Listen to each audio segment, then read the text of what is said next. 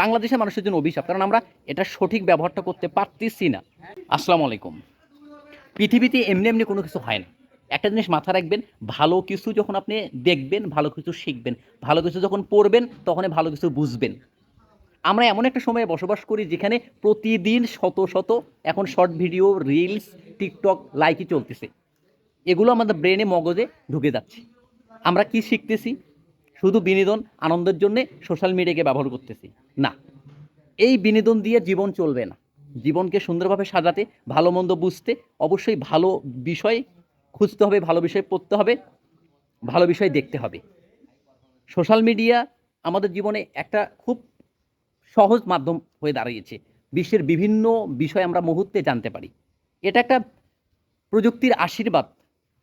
সেই প্রযুক্তিকে যদি আমরা সঠিকভাবে ব্যবহার করতে পারি, তাহলে আমাদের জীবনে অনেক পরিবর্তন ঘটবে।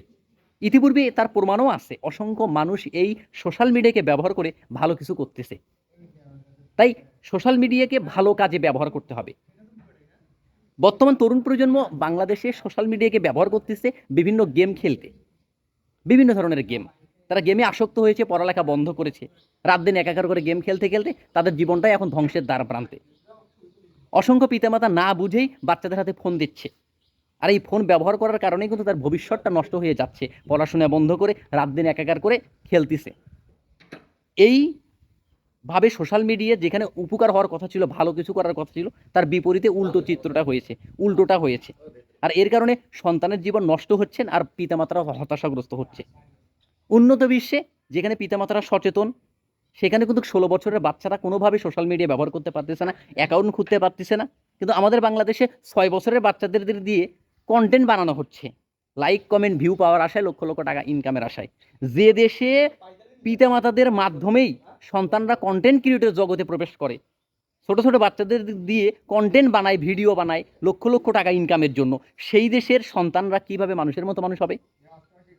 বাংলাদেশের এক মহামারী আকার ধারণ করেছে এই সোশ্যাল মিডিয়া, এই তথ্য প্রযুক্তির যুগে। মানে এটা কিন্তু অভিশাপ না, বাংলাদেশের মানুষের জন্য অভিশাপ, কারণ আমরা এটা সঠিক ব্যবহারটা করতে পারতেছি না। উন্নত বিশ্বে এটা সঠিক ব্যবহার করতেছে। তারা যখনই অন্যায় অপরাধ দেখতেছে, সোশ্যাল মিডিয়া থেকে তাদের বাচ্চাদেরকে দূরে রাখতেছে।